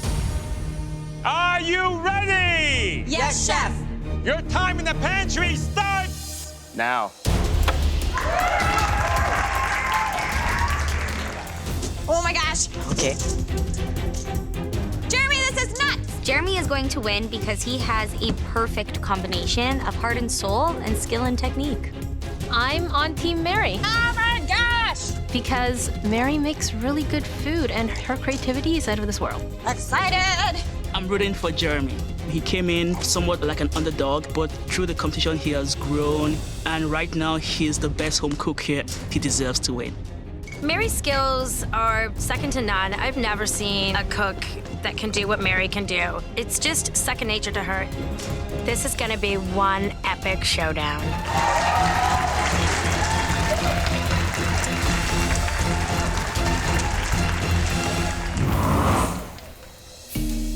Mary, tell us what you'll be making. gonna do a golden beet borscht and some beet cured trout. Jeremy, what will you be making for us? I'm gonna be making a bison tataki, uni cream, and fresh uni for garnish.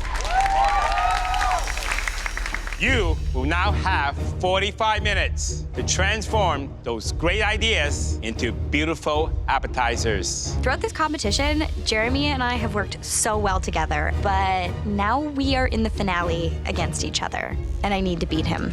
I feel like Mary's peaked, and I feel like I've just started to rise. Are you ready? Yes, Chef! Your time starts now! Come on, Mary! There it is, Jeremy. Let's go, buddy. These two home cooks have different strengths and different weaknesses. Jeremy is an absolute speed demon in the kitchen. Mary is a little bit slower, tends to get a little bit flustered, but she comes on really, really strong when it comes to plating and those finishing techniques. Beautiful technique, Mary. First thing I do is get my bison cut and seasoned and searing right away. I'm doing bison tataki. It's a shout out to Manitoba. The bison is on our flag. Tataki is obviously a traditional Japanese dish, piece of protein that's seared on the outside, and it has to literally be raw in the middle. One tip, and even the restaurant uses it, they partially freeze that protein before they slice it very thin. Uni is a very powerful, flavored seafood. Uni is a sea urchin, and inside is the golden part. That's what people eat. It's like taking a bite of the sea. The dish sounds absolutely delicious. I need sugar. I have sugar. Here. Look at that. I'm surprised. Even at this level, at the finale, they're still helping each other. This is so Canadian. That it is. You know, I love the concept of Mary's elevated borscht.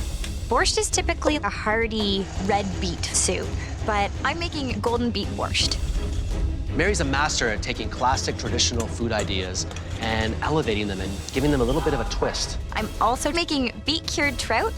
Typically, when you're curing fish, you need 24 hours to really get the flavors in there.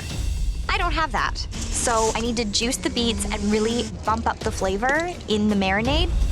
The raw beet juice could be a bit harsh, a bit too earthy, so I hope she gets that right balance. So much time. Hi there, Mary. Hi, Chef Michael. How are you? So you've chosen to do borscht. I have. And this is not any ordinary borscht, though. It's going to be served cold, but also raw. Exactly. Any concern in slicing that piece of trout nice and thin and evenly? I'm actually doing it in little triangle medallions. It's going to be bright, fun. It's going to look like me on a plate. Look forward to trying it. Thanks, Mary. Thank you so much, Chef.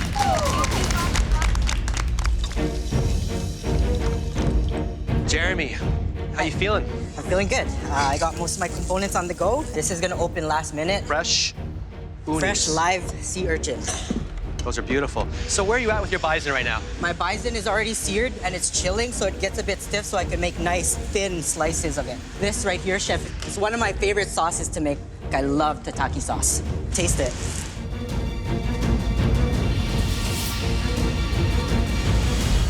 Wow, that's insane. That's the most delicious thing I've ever had from you here in this kitchen. Yes, Thank you, Chef. Wow. 15 minutes, you have 15 minutes left. Mary is just starting to take her marinated trout out of her beet mixture there. Yeah. And that is a messy job. Curing takes sometimes days. The only protein on this plate is that fish. And if it's not cured properly, the dish won't work. Now, her idea was to cure that trout in the beet juice, but I don't think there was enough time to achieve that cure. Yeah, she's squeezing some lemon juice onto it now. That'll speed up a little bit more of a cure there. That's a smart move. 5 minutes, you got 5 minutes. Better start plating. I'm cutting into my bison, and I don't like the thickness of the cuts. The way that he's hacking through that bison right now, he's kind of tearing the meat.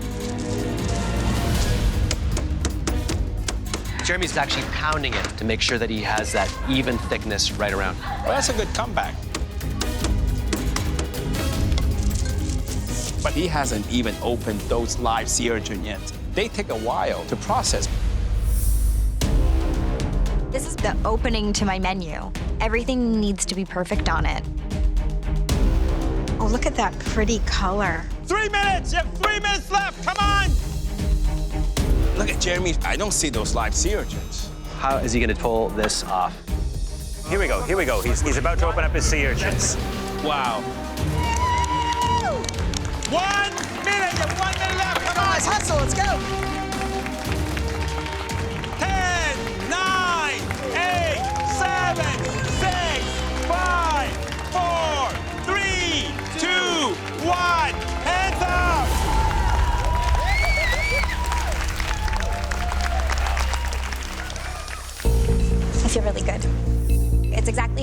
it to look. The fish is nice and pink, and it tastes beady. I'm really, really happy. I love how it's plated. I'm gonna win this appetizer round because of my flavors. Mary and Jeremy, please follow us into the banquet room with your dishes.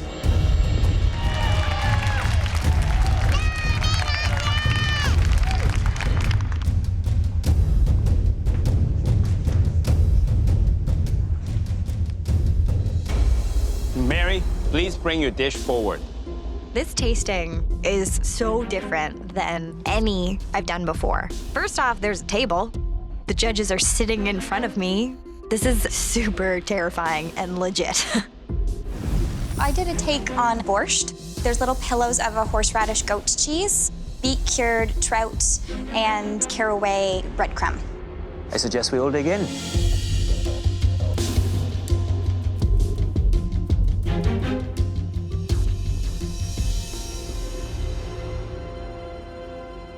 Mary, this trout is a little flat in flavor. The cure didn't fully sort of take place. But what I really love about this, that acidic hit that you get, absolutely wonderful. Works really well with the earthiness of those beets. Love the bright color. It is borscht in a very modern kind of way. This is sort of new, energetic, vibrant thinking. Overall, a great dish. Well, Mary, it's colorful. It's fresh. The taste to me was just right. The trout, the cream, and that crunchy crumb all adds complexity and balance to this dish. Thank you very much. When you eat everything together, the goat's cheese, the soup, the herbs, the trout, all the textures, all the flavors, they just sing. It's really delicious. Thank you. Okay, Jeremy, please bring up your dish. I'm super proud of this dish. I just want to win. That's all that's going through my mind. A bison tataki with uni cream, fried lotus chips, and a tataki sauce.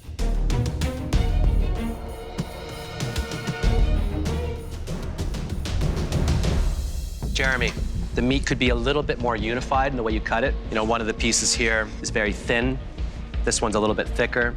My advice to you is take that large piece of bison, cut it into quarters.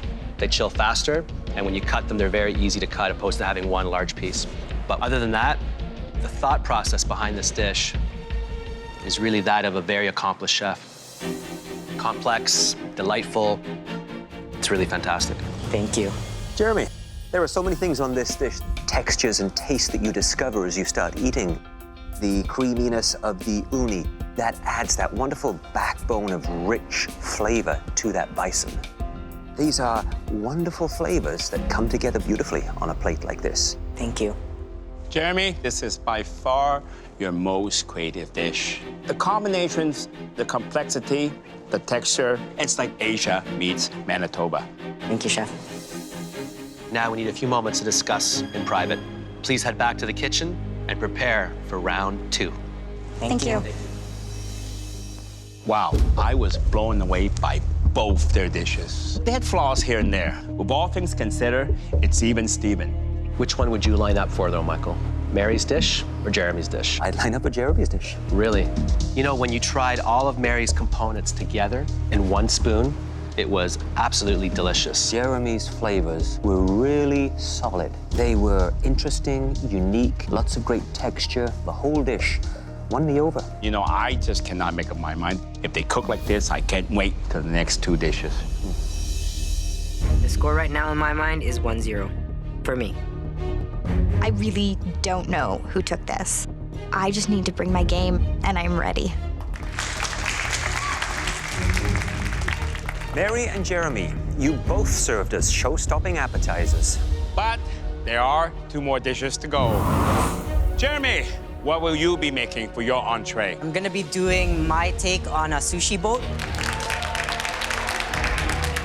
So, Mary, how do you plan to compete with that? I'm going old school. I'm gonna do my take on surf and turf. You have just 1 hour and 15 minutes to cook us the best entree that either of you have ever cooked in your lives. Are you ready? Yes, Chef. Show us what you got, starting now! we're seeing both Jeremy and Mary cooking with a lot of heart and soul, but the dishes are complete polar opposites. One is modern Asian, and the other dish is very old school, very homey.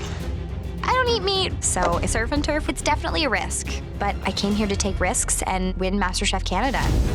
Jeremy is taking 4 sushi-inspired dishes. He's got a lot of things to pull together there. Now, Jeremy's sushi boat has to be elevated. It can't be sushi that you get in a kiosk at a shopping mall. This has to be sushi that we've never seen before anywhere. I'm making sushi because sushi got me my apron, so I'm thinking sushi's gonna get me the title. Hi there, Jeremy. Hey, chef. So tell me what you're doing right now with the papaya. This is the traditional way to make papaya salad. So you cut into it down to close to where the seeds are at, and then you take a slicer and you do this. That's the way that it's traditionally made in Southeast Asia. That's amazing. And then you get all these little Wispy uneven strands. cuts. Yeah. How are you planning to tie all of these 4 dishes together so they make the feeling of a one complete entree dish? They all have soy, ginger, and wasabi. They all play on those elements. Sounds like you've got a lot to get done. I'll leave you to it. Thanks so much, Jeremy.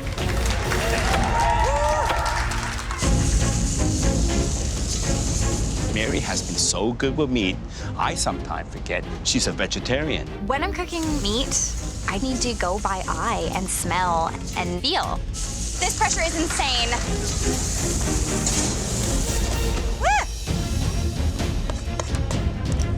When it comes to sushi rice in Japan, it is sacred. It is served at room temperature. I make my sushi rice, and it has to get cold, so I put it in the blast chiller. He didn't have to put it in the blast freezer. He had plenty of time. Put a cloth over it and let it cool. Sometimes you put it in the blast freezer, the rice gets dry and hard. As I'm shucking the oysters, I am so full of adrenaline right now that holding the oyster knife is nearly impossible. Mary is struggling with those oysters big time. In the pandemonium, I realized that I didn't take my beef out of the oven. That meat has continued to cook. Mary's looking frazzled at those steaks. I don't think she's happy. I'm really nervous that I've accidentally overcooked my meat. I am panicking. I'm really nervous that I've accidentally overcooked my meat. That is a big and bad mistake. That doesn't look like medium rare to me. You don't know it until we cut into it. It's gonna be the moment of truth. 10 minutes, you have 10 minutes left. The rice, Jeremy. I leave my rice in the blast chiller too long. The rice froze a little. Now I gotta figure out how I'm gonna save this rice. His rice is frozen into one solid sheet. And now he's trying to defrost it in the oven. The sushi rice is no good, then your dish is no good. I have so many things on the go. Have you ever seen Mary's station in such a state of disarray? Look at it. I need to put the best thing I can on that plate. Time is not at all my friend in this cook. Jeremy is going to put the new spin on 4 sushi-inspired dishes. Jeremy is really running around. Look at the sweat coming from his face. He's got the speed, but where he sometimes lets himself down is the finesse and running out of time in terms of plating. 1 minute left, last minute. Get those finishing touches on your plate now.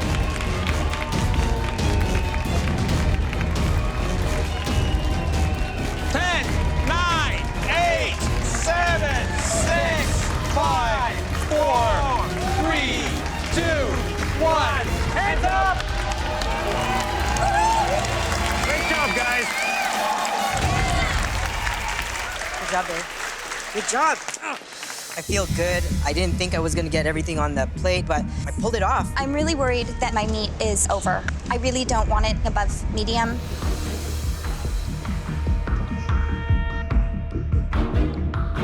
Jeremy, please bring up your dish. I made 4 different dishes. There is a deconstructed soft-shell crab spider roll, and then a miso-marinated baby octopus with mushrooms, the tuna crunch roll with wasabi mayo and crispy salmon skin, and then a ginger papaya salad.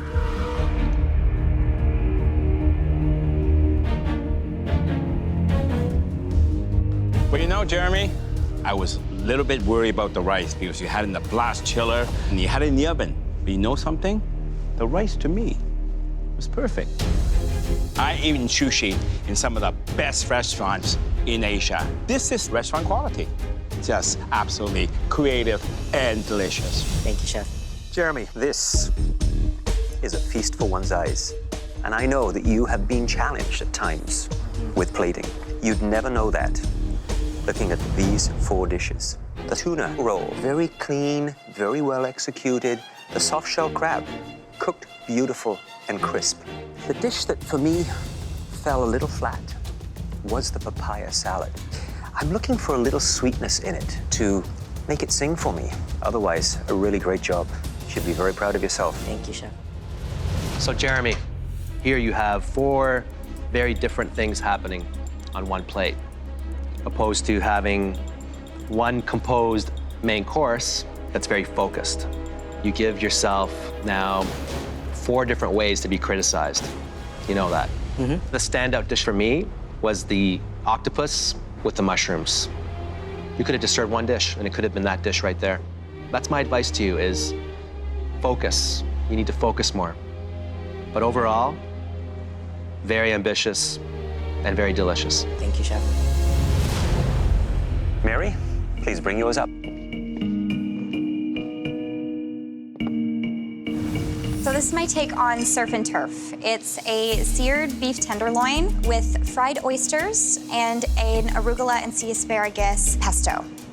It's a beautifully composed plate on every level, but I know right now you're absolutely agonizing, wondering what is happening inside of this piece of meat here. I am just cringing, waiting to see the center.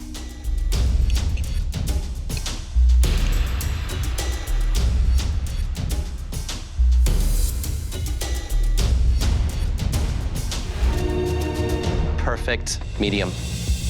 All right, let's dig in.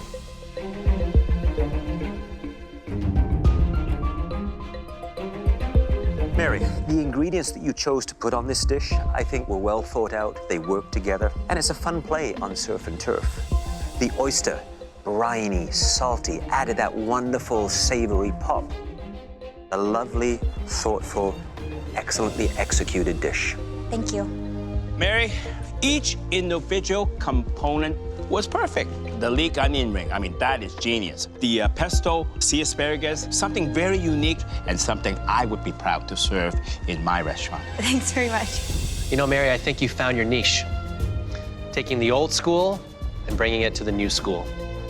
It's such a beautifully composed plate in terms of the combination of flavors, presentation, the sea asparagus with the arugula and a pesto.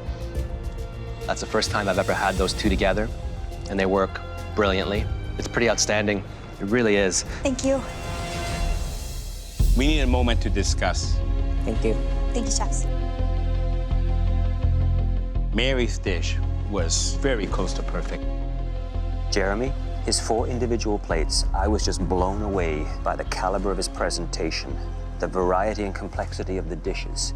I think 2 of those dishes that he produced were knockouts, absolute knockouts. However, Jeremy, I think, set himself up in some ways for more criticism because he chose to do 4 different dishes.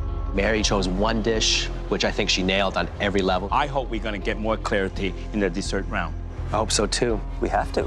I feel like I took this round. Everything went well together. My mind, the winner of the entree round is me. It's all down to dessert, and I'm good with desserts. So far, you've both delivered knockout appetizers and entrees. Now it's time for your desserts. Jeremy, what are you planning for your dessert? Milk tea panna cotta with coconut tapioca and jackfruit ice cream.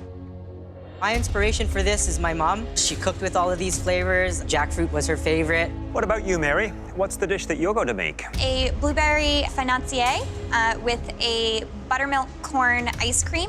This dessert just makes me think of driving up to the cottage with my family and stopping to get corn on the side of the road and going to our favorite blueberry lady. You now have 60 minutes to make us a world-class dessert. I got my white apron with dessert. I know it's going to win it for me. Baking comes second nature to Mary, so it's gonna take very bold flavors to beat her. Are you ready? Yes, chef. Your 60 minutes starts now.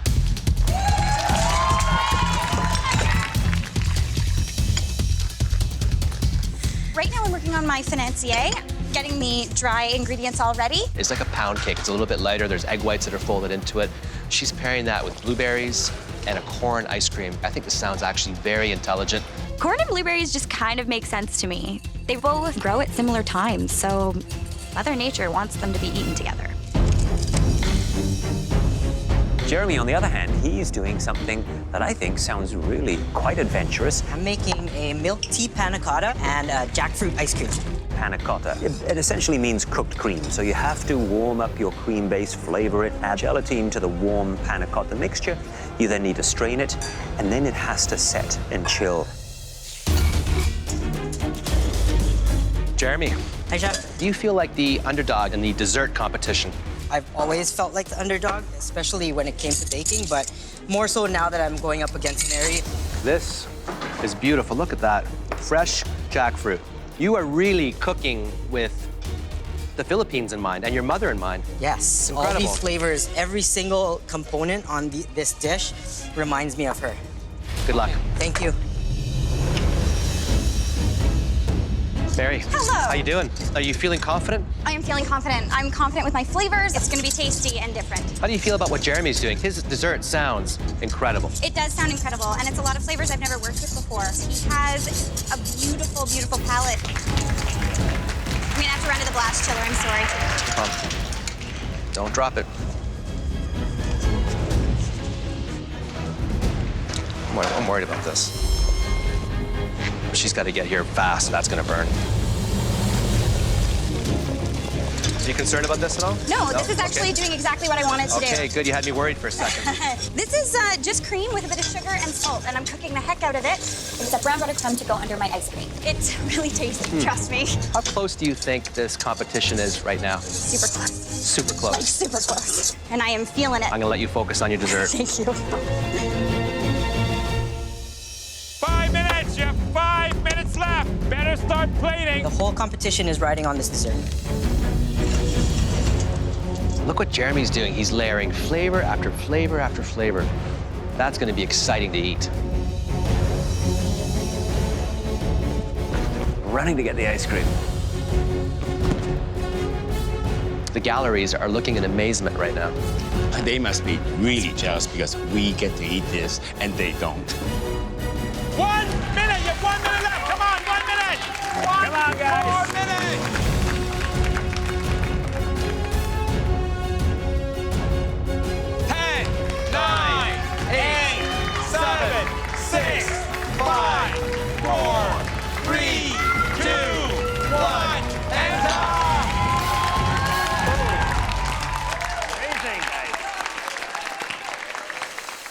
I am so happy with my final dish.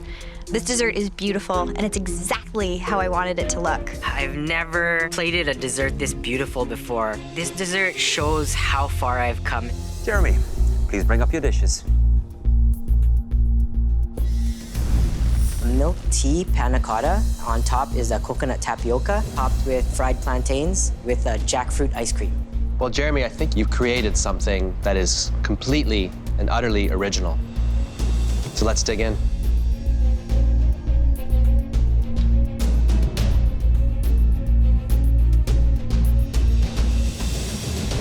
You know, Jeremy, all that different textures coming together, to me, that is genius. This is not at all too sweet, too sour. It's very difficult to bake panna cotta with milk tea because it has to be very, very strong. And of course, being at the bottom of the dessert, so you're gonna hit that last. Now, that, I guess you could have made that slightly stronger, heavier on the teeth. But I just want to take spoonful and spoonful. I love it. Thank you, Chef. When I watched you prepare it and I heard you describe it, I didn't understand it. I don't like this at all. I love it. Thank you. Speaks to me in so many different levels. Texturally, it's incredibly advanced. The flavors just keep changing and morphing. The top layer has that beautiful tapioca, which I love. And then when you think you figured it out, you dig a little deeper and you find this beautiful tea and milk panna cotta. I've never had anything like it. You took all the flavors that your mom introduced to you and you've just created a new dessert. Incredible. Thank you, Chef. It is so light and so unique and interesting. The tapioca pearls have a wonderful mouthfeel. You sort of want them to dance around on your palate as you taste that little bit of coconut. You then have that refreshing citrus layer that is so bright and clean, yet still light. This is a great dessert. Thank you, chef. Mary, please bring your dessert up. I made a blueberry financier with some brown butter crumb, some kettle corn for the plate, a blueberry sauce for the bottom, and a buttermilk corn ice cream. All right, let's taste.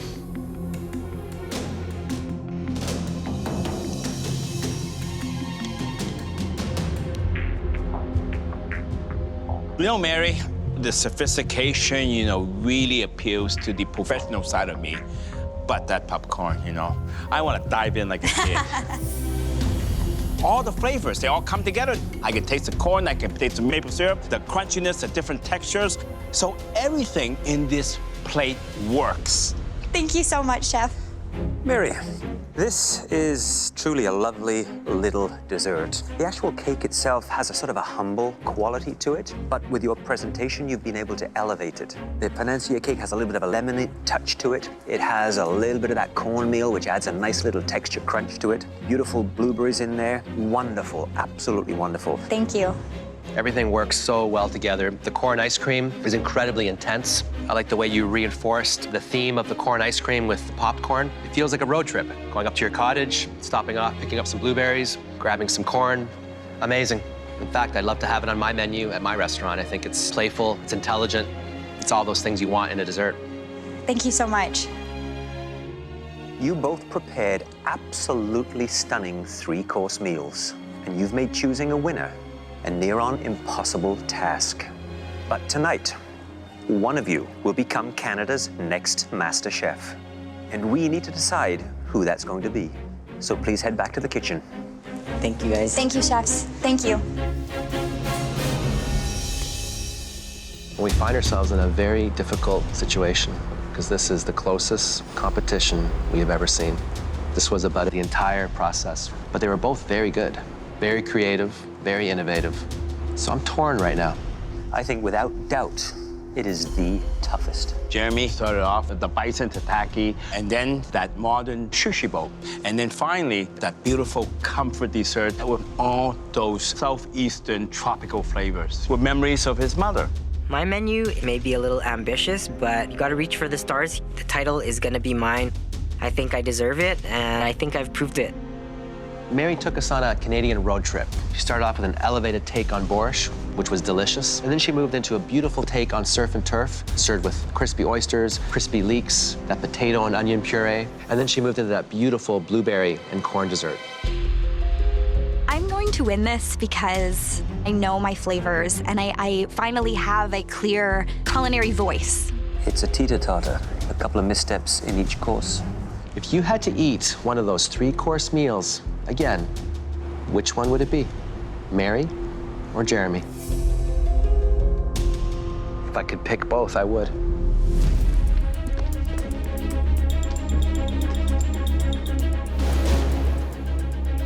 Mary and Jeremy, you both made the decision to follow your culinary dreams. And those dreams led you here to the MasterChef Canada kitchen. Week after week, you braved some of the most punishing challenges that we've ever seen in this competition. But the two of you survived. In fact, you flourished, growing by leaps and bounds with each challenge, and presenting us with the finest dishes we've seen in the history of MasterChef Canada. You have now reached a level of skill and artistry that has earned you a place on this stage. Please come up and change places with us.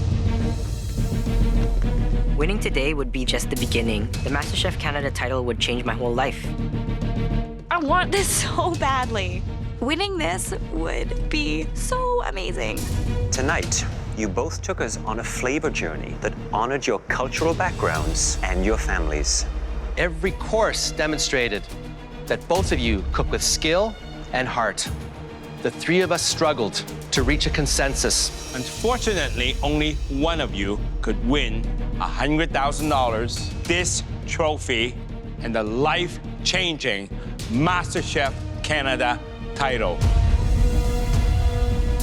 We agreed that one home cook created a menu that was slightly more cohesive and satisfying. This year's winner and Canada's new MasterChef is...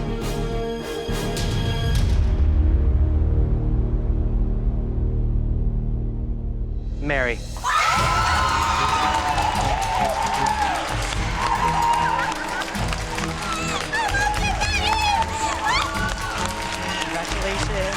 Thank Did you it. so much. That's a wonderful job. Every good emotion that anyone in the world has ever felt is me right now. This trophy represents everything I've learned and everything that is about to happen. I'm the first lady MasterChef Canada. Yes, it's me. Mary really deserves it. I'm happy for her. I made it this far, and I'm still really proud of what I did. Being second ain't so bad.